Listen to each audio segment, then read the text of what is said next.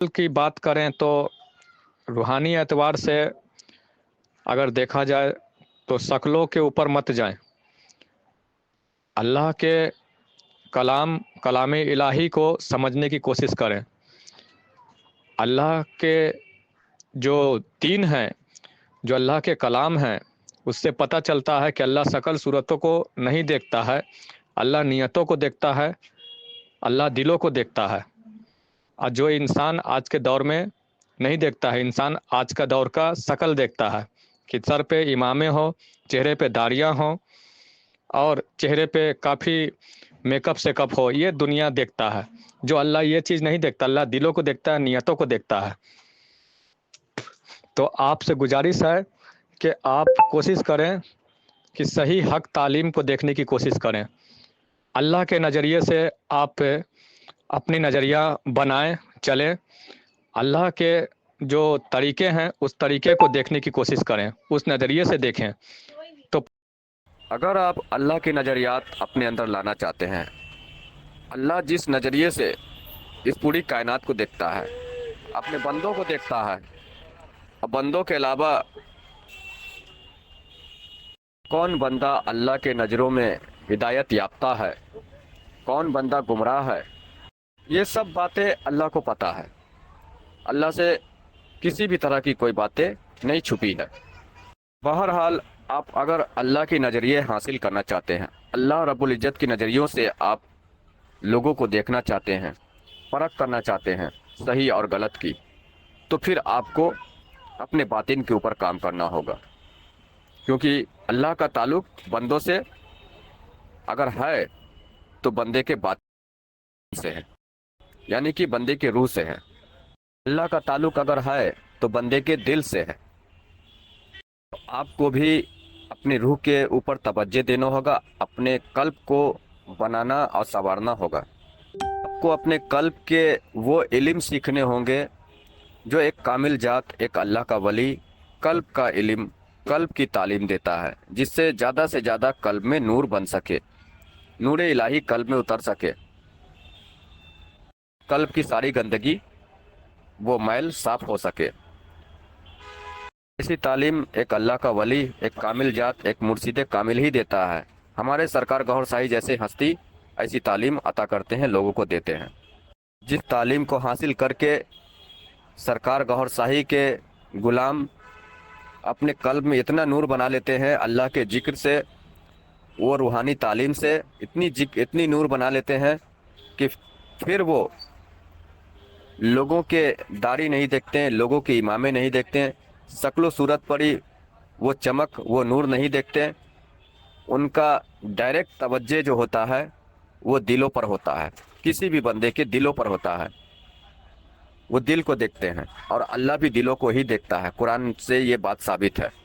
पता चलेगा कि कोई भी इंसान जैसा भी हो, हमें उसके शक्ल सूरत से मतलब नहीं है, बल्कि हमें उसके नियत, उसके दिल से मतलब है, उसकी तालीमात से मतलब है कि वो कौन सी रास्ता बता रहा है, कौन सी तालीम दे रहा है।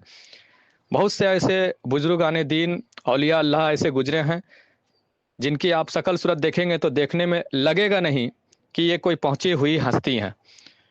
कोई राह फ़क्र पे चलने वाले, राह सुलूक पे चलने वाले, तसव्वुफ़ की तालीम देने वाले कोई वली अल्लाह हैं। देखने में ऐसा लगता नहीं है, पर वो होते अल्लाह के वली हैं। यही है हमारी छोटी छोटी गलतियाँ जो हम अल्लाह के शान में गुस्ताखी कर जाते हैं और गुनाह के बाइस बन जाते हैं। तो ये सब बातों को हमें गौर व फिक्र करना चाहिए, अल्लाह के कलाम से, रसूलुल्लाह सल्लल्लाहु अलैहि वसल्लम के हदीसों से पता करना चाहिए।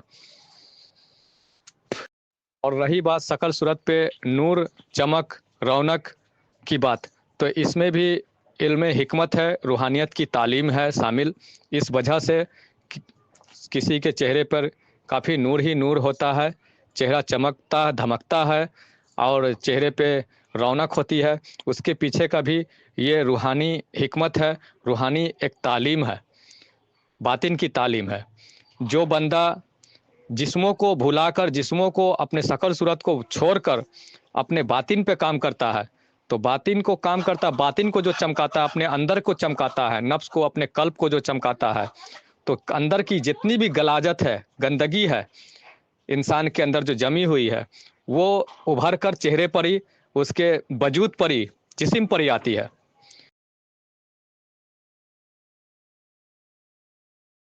پریکٹیکلی طور سے اگر دیکھا جائے، اگر آپ پریکٹیکلی طور سے بھی اگر آپ یہ چیز اپنا کر عمل کر کے دیکھیں، تو جیسے مان کے چلیں کہ آپ کے گھر میں کافی گندگی پڑی ہے، غلاظت پڑی ہے، آپ کے گھر میں کافی گندگی ہے، غلاظت ہے، آپ گھر کے اندر کے حصے کو آپ جھاڑ پھٹکار کریں، جھاڑو سے جھاڑیں بہاریں، اور باہر نہ آپ جھاڑے باہر کریں، تو اندر کی جتنی بھی گندگی آپ جھاڑیں گے بہاریں گے، تو ظاہر سی بات ہے کہ وہ نکال کر باہر ہی پھینکیں گے۔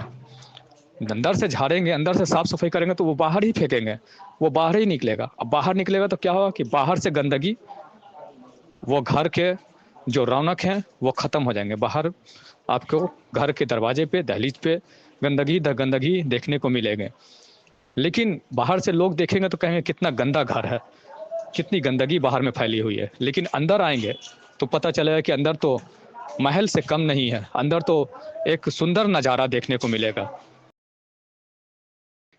جسم پر آتی ہے تو اس کی وجہ سے کیا ہوتا ہے کہ دنیا اسے پسند نہیں کرتا، دنیا کہتا ہے کہ اس کا چمک دمک، اس کا چہرہ تو عجیب سا ہے، اللہ والا نہیں لگتا ہے، عجیب سا ہے، یہ نورانی ہستی نہیں لگتا ہے، تو لوگ اس کے دنیا نہیں پسند کرتا، پر اس کو دنیا سے مطلب نہیں ہوتی ہے، اس سے تو اللہ سے مطلب ہوتی ہے، وہ اپنے باطن پہ کام کرتا رہتا ہے، اپنے اندر کو چمکاتا ہے وہ، تو اندر کو چمکانے کی وجہ سے اندر کی غلاظت چہرے پہ آتی ہے، شکل صورت پہ آتی ہے۔ یہ روحانیت کی باتیں ہیں، ہر کوئی نہیں سمجھ پائے گا، آپ کو بتا دے رہا ہوں میں یہ حقیقت، یہ راز کھول دے رہا ہوں۔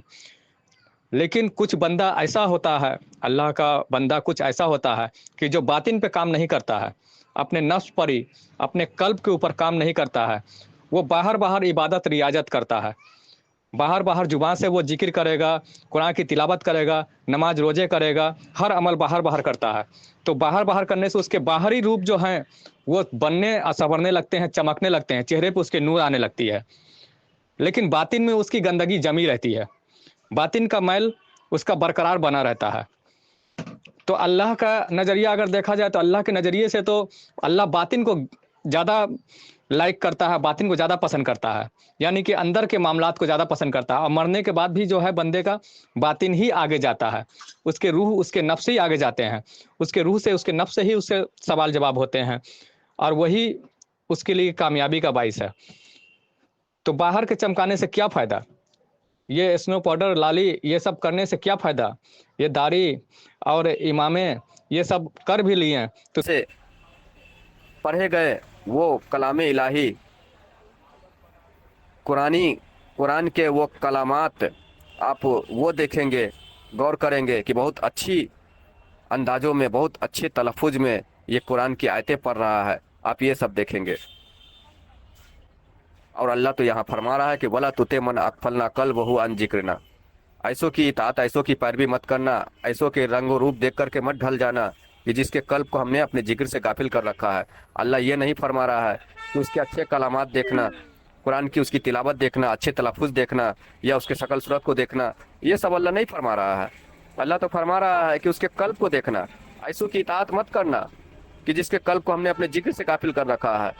یعنی کہ اللہ قلب کو دیکھنے کو، قلب پر نظریں ڈالنے کو، غور و فکر کرنے کو فرما رہا ہے۔ دنیا ہمیں پہچانے گی، پر اللہ کی نظروں میں تو نہیں نا پہچان بن پائے گا، اللہ تو ہمیں کامیاب نہیں نہ کر پائے گا۔ تو سمجھنے کی کوشش کیجیے، یہ روحانیت کی باتیں ہیں، یہ علم باطن کی باتیں ہیں، جو سمجھ جاتا ہے وہ بندہ اس طرح کی بات نہیں کرتا ہے۔ شکریہ آپ کا، میری باتوں کو امید ہے کہ آپ سمجھ پائے ہوں گے۔